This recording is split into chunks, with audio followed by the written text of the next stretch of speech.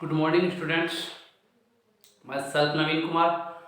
Today we will discuss in this class PPCM subject Civil Engineering branch on a numerical problem cost law related to cost law.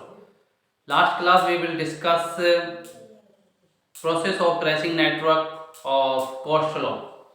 ठीक है, आज अपन उसी के ऊपर coast law के ऊपर ट्रेसिंग नेटवर्क के ऊपर ही एक उसके ऊपर प्रॉब्लम सोल्व आउट करेंगे, एक न्यूमेरिकल सोल्व आउट करेंगे।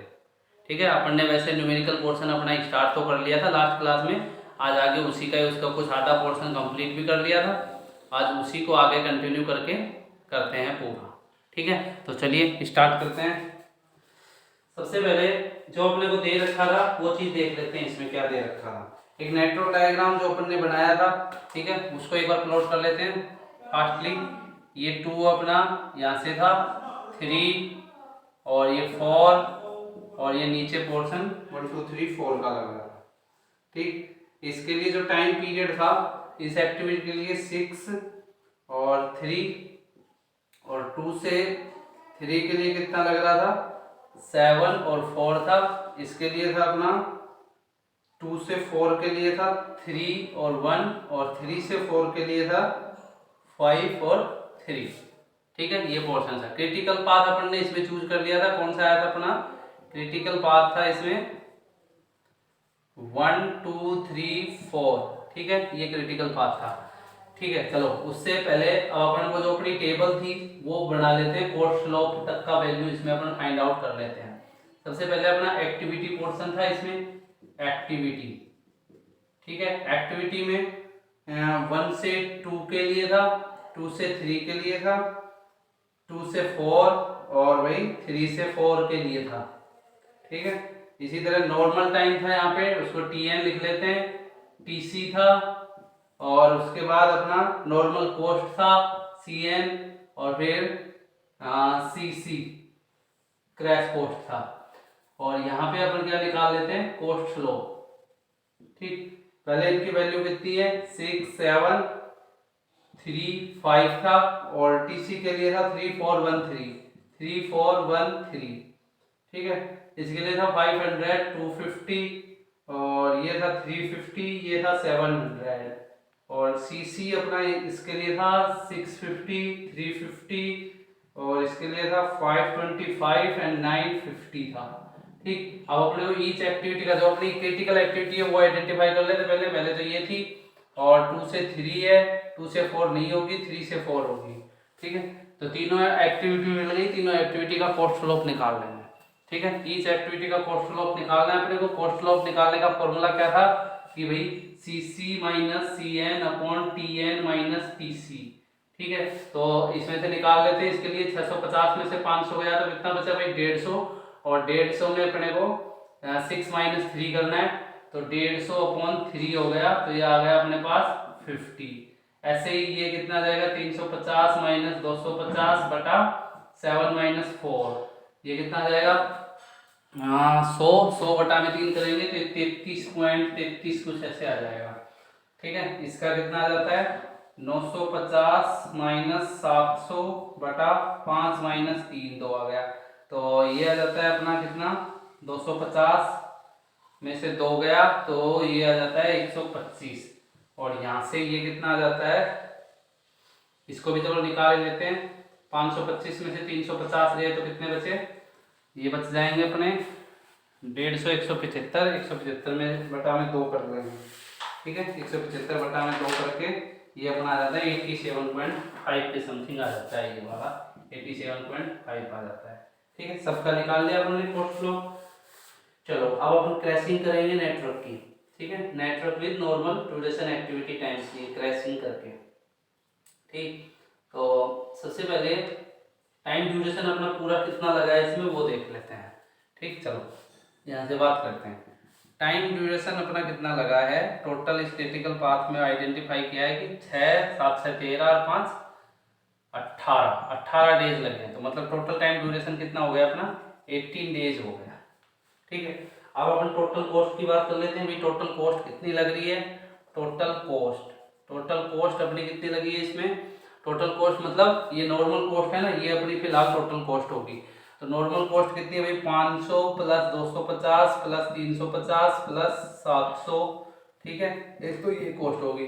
फिर अपन को क्वेश्चन में जरा देखना कि इनडायरेक्ट कॉस्ट दे रखी है 105 इनडायरेक्ट कॉस्ट दे रखा है पर डे के हिसाब से। तो अपने पास कितने डेज हैं, 18 डेज हैं। तो कितना हो जाएगा 105 मल्टीप्लाई बाई 18, ठीक है। तो इन दोनों इन सब का समेशन करते हैं तो अपना फाइनली कितना निकल के आता है, ये निकल के आता है अपना 3690 निकल के आता है।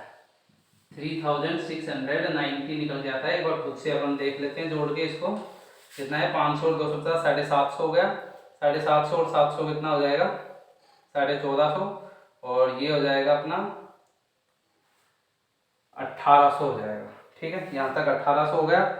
इसको करते हैं तो 18×90 9 9 1890, 1890 में 1800 जोड़ा तो अपना ये आ जाता है। चलो सही है एक बार, ठीक है भाई।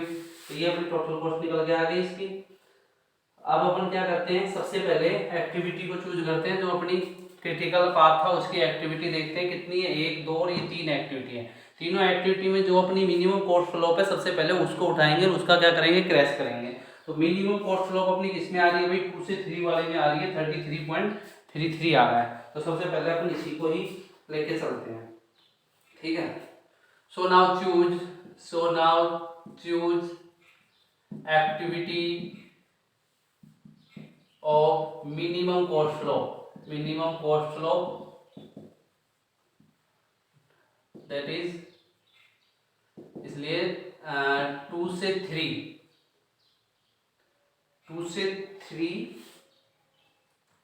Is minimum cost, is minimum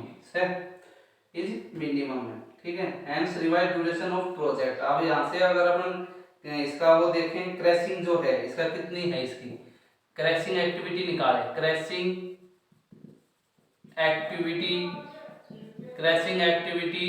2 से 3 के लिए निकालें तो कितनी आ जाती है क्रैशिंग एक्टिविटी 2 से 3 के लिए, कितना दे रखा है भाई। क्रैशिंग देखिए, क्रैशिंग वाली वैल्यू कितनी है अपने पास, क्रैश टाइम कितना दे रखा है 2 से 3 का, देखते हैं 7 और ये 4। तो 7 में से 4 में डिफरेंस करते कितना आता है, 3 आता है। तो मतलब कितना दे रखा है, 3 डेज दे रखा है, ठीक है भाई।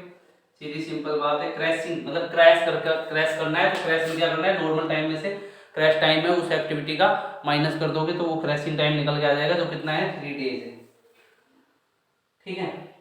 चलिए अब इसके बाद जैसे अब अपन इसको पूरा डिवाइड करें ड्यूरेशन ऑफ प्रोजेक्ट। अब ये क्रैशिंग टाइम अपना इस एक्टिविटी का 3 आ गया, टोटल ड्यूरेशन टाइम कितना था 18 था, ठीक है। अब अगर इसको रिवाइज ड्यूरेशन करें, ठीक, तो क्रैश अगर किया जाएगा तो रिवाइज ड्यूरेशन करेंगे अपन। रिवाइज ड्यूरेशन अगर करते हैं तो कितना आ जाता है 18 - 3 15 डेज, ठीक है। मतलब 2 से 3 डेज 2 से 3 वाली जो एक्टिविटी है वहां पे कितने डेज लगते हैं अपने को 15 डेज लगते हैं, ठीक है। तो 15 डेज ये हो गए। अब अगर इसकी अपन इनडायरेक्ट कॉस्ट निकाल के देखें, ठीक है, इनडायरेक्ट कॉस्ट अगर निकालें तो कितनी आ जाएगी भाई, कितनी थी पहले अपन ने 105 गुना कितना किया था यहाँ पे 18, ये डायरेक्ट कॉस्ट थी। टोटल कॉस्ट निकाल रहे हो तो ये तो अपनी डायरेक्ट कॉस्ट है। डायरेक्ट कॉस्ट किसको बोल रहे हैं अपन, नॉर्मल कॉस्ट को ही डायरेक्ट कॉस्ट बोलते हैं। ये अपनी इनडायरेक्ट कॉस्ट थी, ठीक है। तो यहाँ पे मैं इनडायरेक्ट कॉस्ट अगर निकालना चाहूँ तो कितनी निकालूंगा, 105 गुना में कितना कर दूंगा 15 करूंगा अब की बार, ठीक है। क्योंकि ये कितने दिन के लिए हो रहा है अपना 15 डेज के लिए हो रहा है, ठीक। तो 105 गुना अगर 15 करते हैं तो अपना कितना आता है भाई, ये आता है अपना 1575 आ जाता है। मतलब इनडायरेक्ट कॉस्ट अपनी कितनी लग रही है 1575 लग रही है।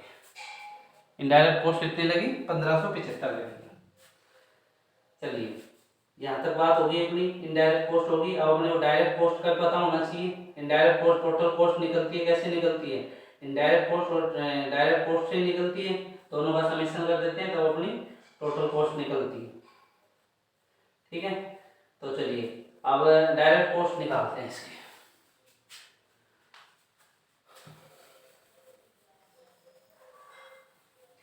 डायरेक्ट कॉस्ट के लिए डायरेक्ट कॉस्ट के लिए अपन क्या करेंगे भाई, इन सबको जोड़ दो। ये कितना है 500 250 350 प्लस 700, ठीक, एक तो ये हो गया। अब कॉस्ट स्लोप देखिए, जैसे अपन ने वो लिखा था ना, एक मैंने लिखवाया था स्टार्टिंग में इसी में फॉर्मूला की इंक्रीज डायरेक्ट कॉस्ट करना है तो आपको डायरेक्ट कॉस्ट में प्लस करके कॉस्ट स्लोप को क्रैश टाइम से मल्टीप्लाई करना है। तो अपने को क्या करना है, अब यहाँ जो कॉस्ट स्लोप अपन ये किसके लिए निकाल रहे हैं, 2 से 3 वाली एक्टिविटी के लिए निकाल रहे हैं। तो 2 से 3 वाली की कॉस्ट स्लोप कितनी है, 33.33 है, ठीक है। और इसका क्रैश टाइम कितना है, वो है 3 डेज है। तो मल्टीप्लाई इससे कर दो इसको, 33.33 तो मल्टीप्लाई किससे कर दो, 3 से कर दो। तो ये तुम्हारा फाइनली कितना निकल के आ जाता है, ये निकल के आ जाता है। इसको अगर मल्टीप्लाई वगैरह करके अपन निकालते हैं तो देखिए इसका तो लगभग में कितना हो जाएगा, 100 हो जाएगा। और ये अपना कितना निकला था, 250, इसमें ऐड करते हैं तो ये आ जाता है अपना 600, 1100, 1800, 1800 से 1900 आ जाता है, ठीक है। तो मतलब टोटल कॉस्ट कितनी हो जाएगी, ये डायरेक्ट कॉस्ट तो ये रही, इनडायरेक्ट कॉस्ट ये रही, दोनों को जोड़ दो, वो अपनी टोटल कॉस्ट आएगी इस एक्टिविटी के लिए, ठीक है। तो टोटल कॉस्ट लिख सकते हो यहाँ पे 1900 प्लस 1575, ठीक है। जोड़ दो दोनों को, 5 7 9 और 5 14 चौका 1 1 1 2 3, ठीक है। ये अपनी इसकी टोटल कॉस्ट आ जाती है। यहाँ तक नीचे तक का नोट कर लीजिए, मैं इसको इरेज कर रहा हूँ, ठीक। ये अपनी जिस एक्टिविटी, ऐसे करके अपने को देखो सब एक्टिविटी का निकालना है। सबसे पहले किसको चूज करेंगे, जिसकी मिनिमम कॉस्ट फ्लोप होती है, ठीक है। इसका निकाल लिया। अब इससे जस्ट अबाउट जो इसकी कॉस्ट है, ठीक है, इससे जस्ट ऊपर कौन सी है मिनिमम, तो वो अपनी कौन सी रहेगी भाई, 50 वाली रहेगी, ठीक है। तो अपन चूज करेंगे उसको।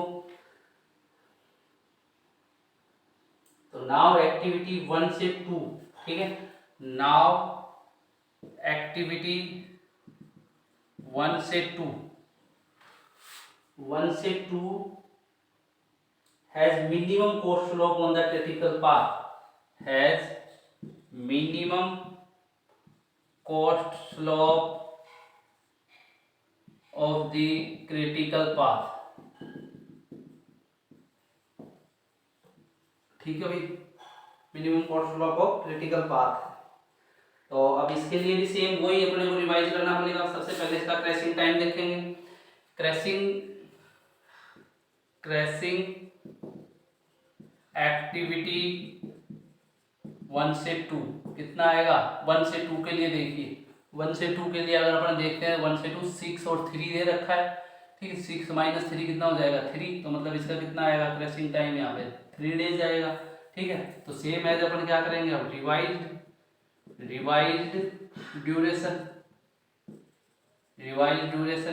ड्यूरेशन करते हैं। तो पहले कितना आया था, 15 डेज के लिए था, तो ये 15 माइनस 3 कर दोगे तो कितना आएगा, 12 डेज के लिए आ जाएगा, ठीक है भाई। तो इसका कितना टाइम पीरियड होगा अपना, 12 डेज होगा। इसी तरह इसके भी अपन क्या निकाल लेंगे, सेम है उसी की तरह इनडायरेक्ट कॉस्ट निकाल लो।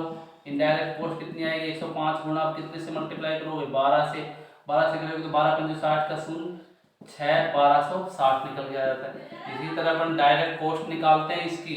तो डायरेक्ट कॉस्ट अगर निकालोगे तो सबका समेशन करके कॉस्ट स्लोप 1 से 2 की कितनी है, 50 है, ठीक है। तो इन सब का समेशन कर दो, 500 प्लस 250 प्लस 350 प्लस 700, ठीक, प्लस कितना है कॉस्ट स्लोप 50 है।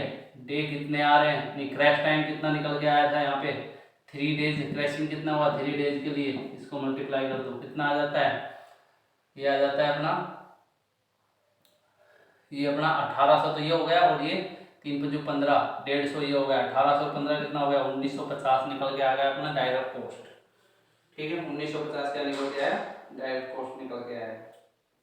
इसको एक बार जरा अच्छे से और देख लीजिए, सही है कि 500 और 250 कितना होता है, 750, 750 और 350 कितना हो जाएगा भाई, ये हो जाएगा अपना 1100 और 1800 और ये सही है, 1950 आ गया। अब अगर अपन यहाँ इसकी टोटल कॉस्ट भी निकालें, टोटल कॉस्ट निकाल सकते हैं कितना, 1260 में ऐड कर दो 1950 तो कितना आ जाएगा, 0 6 5 11 का 1 9 2 11 2 1 1 2 1 3 3 3210 आ गया, ठीक है भाई। तो ये अपनी इस एक्टिविटी के लिए निकल गया। अब देखिए इससे जस्ट अबाउ कौन सी है, ये वाली है 125 की, तो 125 के लिए निकाल लेंगे अब। ठीक है, तो 125 के लिए निकालेंगे तो सेम है जी प्रोसेस करना पड़ेगा। ठीक है, इसको आप नोट कर लीजिए, इसको मैं मिटा रहा हूँ।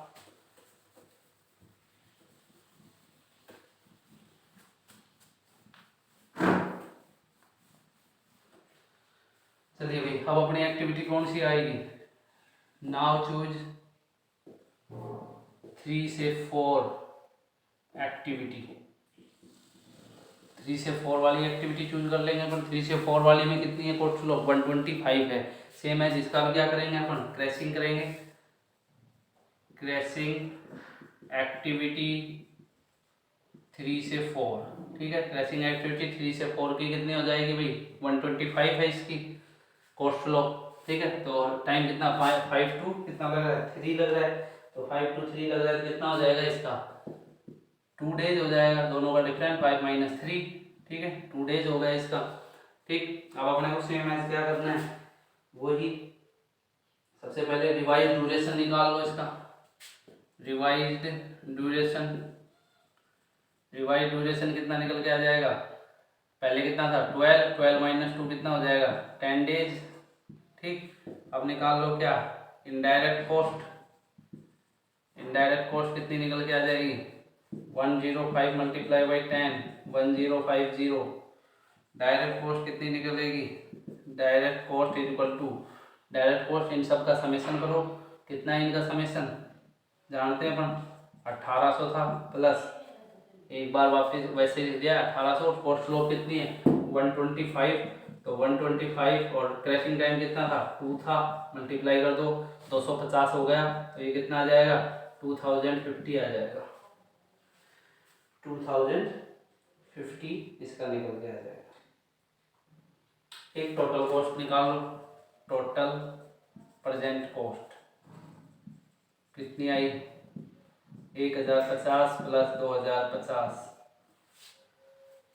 3050, और ये हो जाएगा अपना 3100 निकल के आ जाएगा। ठीक है, 3100 निकल के आ जाएगा। ठीक है भाई, अब देखिए इनमें से तुमको अपने को तो फाइनल क्या निकालना था, मिनिमम टाइम निकालना था और मिनिमम जो कॉस्ट लग रही है वो कितनी लग रही है ये निकालना है। तो देखिए अब आपके पास है ना तीनों चीज आ गई है, सारी चीजें आ गई, तो अब आप एक एक को चूज कर लीजिए। सबसे पहले देखिए अपना किसके लिए आया था, ड्यूरेशन लिखते हैं अपन। ड्यूरेशन जो निकाला है अपन ने, सबसे पहले 18 डेज का था, फिर 15 का था, फिर 12 का था, फिर 10 का था। ठीक है ना, ये कुछ पोर्शन अपना पूरा चला था। फिर उसके बाद डायरेक्ट कॉस्ट लिख लेते हैं। ठीक, डायरेक्ट कॉस्ट क्या लिखोगे, टोटल कॉस्ट लिख लो, डायरेक्ट टोटल कॉस्ट ही लिख लो, अपने को तो वही आइडेंटिफाई करनी है। तो देखिए 18 डेज के लिए कितनी निकल के आई थी अपनी, 18 डेज के लिए आई थी अपनी 3690 आया था, और 15 डेज के लिए कितना आया था भाई, 15 डेज के लिए आया था, 15 डेज के लिए था अपना 1900 था, और 12 डेज के लिए कितना था भाई, सॉरी 12 डेज के लिए थोड़ा ज़्यादा था, नहीं ये क्या नाम, 15 डेज के लिए 3310 के समथिंग आया था। ठीक है, डायरेक्ट कॉस्ट अपन ने 1800 और 1950 किया था, 1950 में फिर 1260 जोड़ा था, 1950 में 1260 जोड़ा था, तो कितना आया था, 1 9 2 11 हुआ 3210 आया था। और 12 डेज के लिए कितना आया था, 12 डेज के लिए आया था भाई 3310 आया था। ठीक है, 12 डेज के लिए 3310 आया था, या फिर कम आया था इसके लिए 12 डेज के लिए। अभी अपन ने किसका निकाला है भाई, ये निकाला है 10 डेज के लिए। 12 डेज के लिए था अपना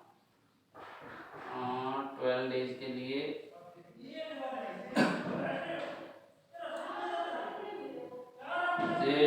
इसके लिए आएगा 3350 12 डेज, और ये 10 डेज के लिए 12 डेज में आ जाएगा एक बार वापस से देखते हैं अपन 12 डेज के लिए कितना था। ठीक है भाई, 12 डेज के लिए एक बार देखते हैं। 12 डेज के लिए निकाला था